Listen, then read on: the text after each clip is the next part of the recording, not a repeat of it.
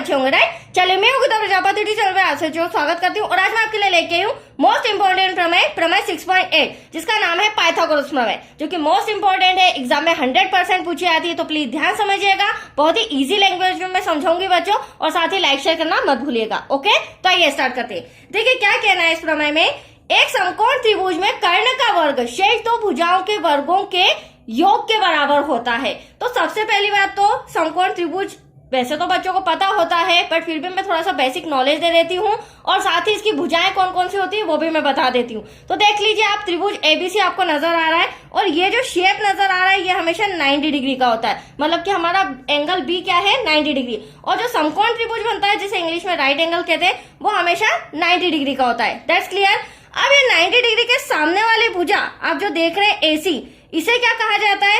इसे कहा जाता है कर्ण। ध्यान रखिएगा, 90 डिग्री के सामने वाली भुजा कर्ण कहलाती है। अब यहाँ पर हमारा नाम एसी है तो यहाँ एसी हो जाएगा। उसी प्रकार एबी हमारा लंब हो जाएगा, देन बीसी हमारा आधार हो जाएगा। तो आइए आपको तीनों साइड समझ में। अब देखिए क्वेश्चन में आ जाइए। एक समकोण त्रिभुज में कर्ण का वर्ग, तो आप देख सकते हैं एसी हमारा कर्ण है, तो एसी का वर्ग शेष दो भुजाओं के, शेष दो भुजाएं ए बी और बी सी के वर्गों के, मतलब ए बी स्क्वायर और बी सी स्क्वायर वर्गों के योग के बराबर होता है। तो ये हमें सिद्ध करके बताना है। That's clear. चलिए अब प्रमेय है तो दिया है, सिद्ध करना है, रचना, सारी चीजें लिखेंगे हम।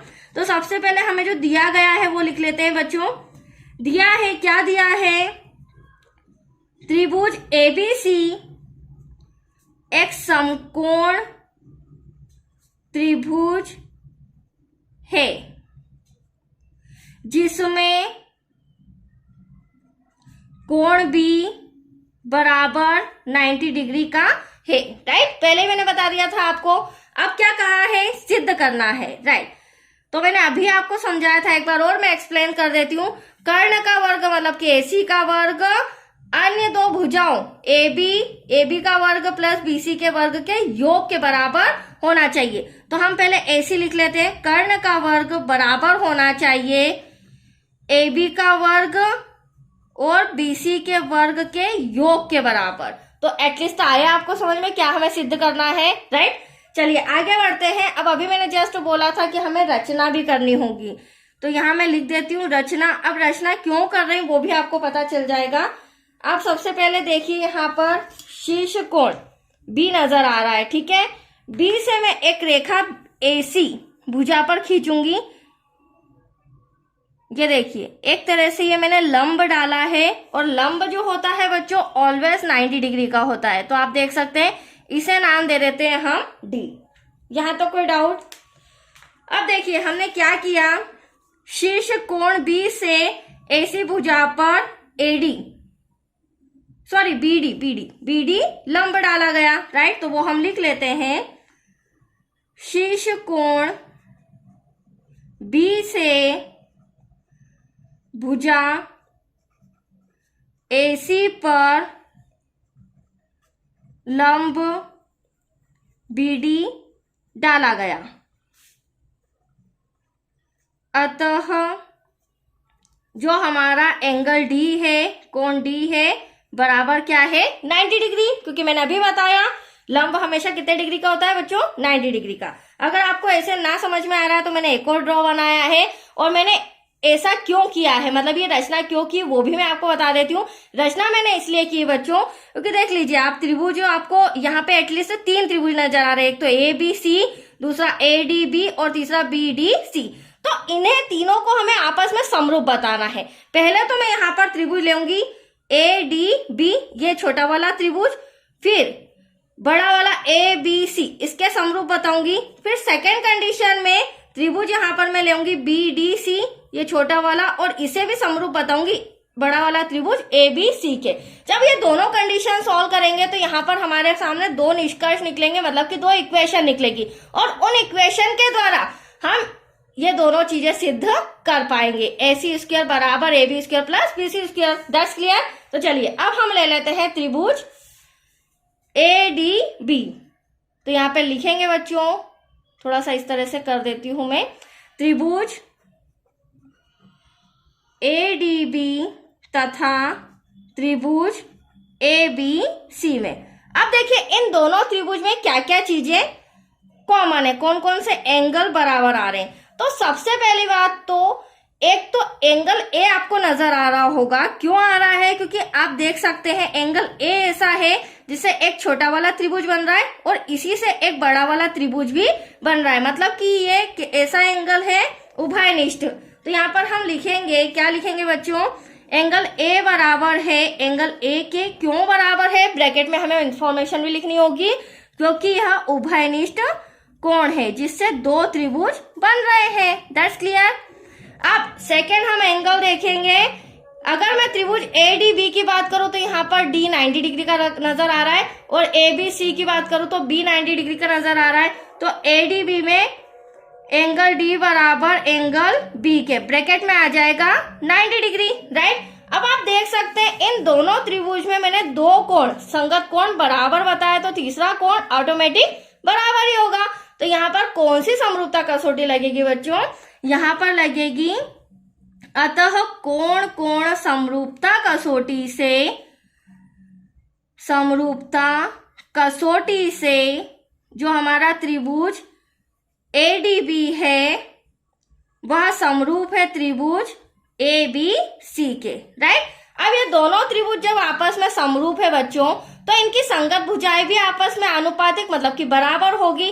तो देखिए संगत भुजाएं अब हम किस तरह से लिखेंगे, तो डायरेक्टली अगर आपको त्रिभुज में ना समझ में आए कि किस तरह से दोनों त्रिभुज की संगत भुजाएं, तो मैं एक ट्रिक देती हूँ, उसी ट्रिक से हमेशा आप संगत भुजाएं लिखिए। तो AD अपॉन में AB, सबसे पहले लिखेंगे हम AD अपॉन में AB जो कि बराबर है DB अपॉन में BC के। तो यहाँ आ जाएगा DB अपॉन में BC के, और DB अपॉन में BC बराबर है AB अपॉन में AC के। तो यहाँ आ जाएगा AB अपॉन में AC। तो यहाँ तक कोई डाउट आपको? अगर आपको ड्रॉ में इस तरह से समझ में नहीं आता है तो जो मैंने ट्रिक दी है इस अकॉर्डिंग भी आप संगत भुजाएं निकाल सकते हैं। तो ये संगत भुजाएं बराबर आ गई। अब यहाँ पर क्या करेंगे, देखिए थोड़ा सा कॉपी मैंने इस तरह से किया है। यहाँ पर क्या करेंगे, यहाँ पर भी हमारा AB आ रहा है, यहाँ भी AB आ रहा है। तो हमें इन तीनों संगत भुजाओं में जो भुजा दो बार रिपीट हो रही है उसे लाना है। ऐसा क्यों करना है? क्योंकि एटलीस्ट हमें स्क्वायर में इसे सिद्ध करके बताना है। तो यहाँ पर मैं ले लेती हूँ AD अपॉन में AB बराबर है AB अपॉन में AC के।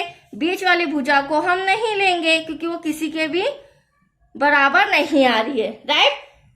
तो अब हम क्या करेंगे, नेक्स्ट स्टेप, AB का AB में मल्टीप्लाई, तो आप देख सकते हैं AB स्क्वायर तो हमारे पास आ जाएगा और यहाँ AD डॉट AC हो जाएगा। तो चलिए यहाँ पर मैं सॉल्व कर लेती हूँ।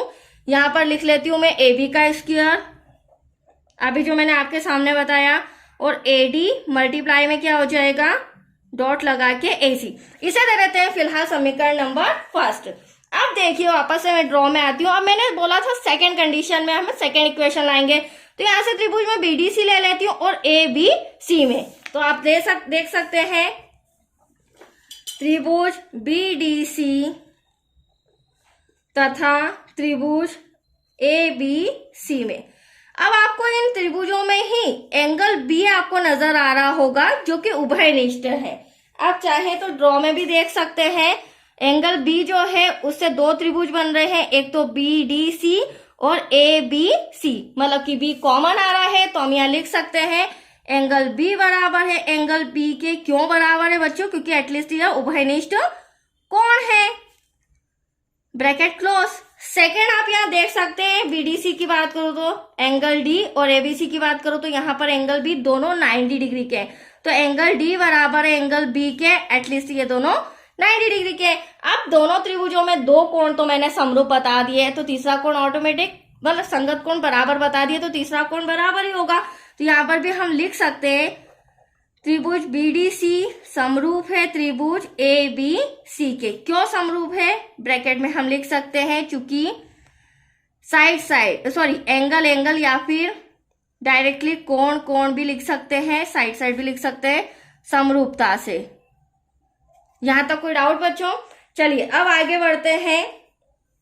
यहां तक तो क्लियर हो गया। अब ये दोनों त्रिभुज जब समरूप है तो इनकी संगत भुजाएं भी आपस में क्या होंगी, बराबर। तो मैंने अभी ट्रिक बताई, ड्रॉ में ना देखते हुए हम शॉर्ट ट्रिक करेंगे। BD अपॉन में AB बराबर है DC अपॉन में BC के, ये रहा DC अपॉन में BC, देन DC अपॉन में BC बराबर है BC अपॉन में AC के। तो यहाँ लिख लेते हैं हम BC अपॉन में AC।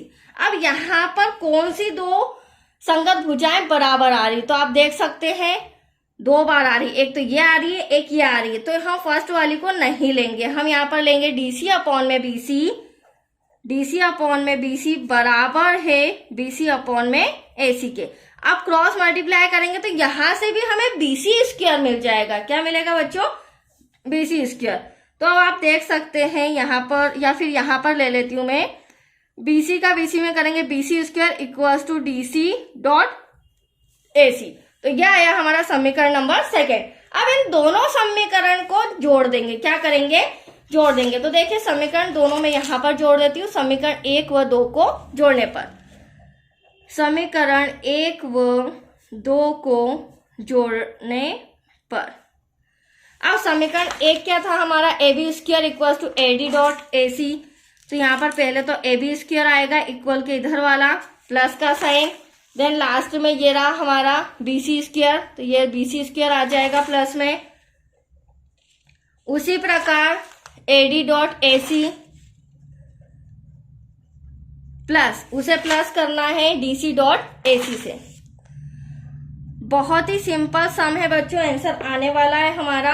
अब देखिए हमारा जो लेफ्ट हैंड साइड है ना, AB square plus BC square, sorry right hand side, वो तो हमारा आ चुका है, हमें लाना है लेफ्ट हैंड साइड। तो यहाँ पे क्या करेंगे? यहाँ भी AC, यहाँ भी AC, तो एक AC हम फटाफट कॉमन ले लेते हैं, ब्रैकेट में बचेगा AD प्लस DC।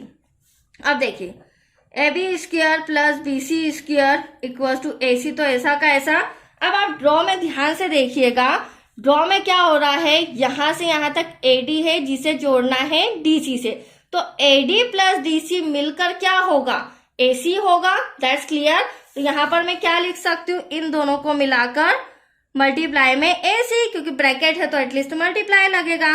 अब AB का वर्ग प्लस BC का वर्ग बराबर मल्टीप्लाई करेंगे, दैट्स योर आंसर AC का वर्ग। इसे हम और करके भी लिख सकते हैं, AC का वर्ग इक्वल्स टू AB का वर्ग प्लस BC का वर्ग। और यही हमें सिद्ध करना था बच्चों, कर्ण का वर्ग अन्य दो भुजाओं के, ये रहा हमारा कर्ण, कर्ण का वर्ग अन्य दो भुजाओं के वर्गों के, मतलब कि AB का वर्ग BC का वर्ग के योग के बराबर होता है। That's clear.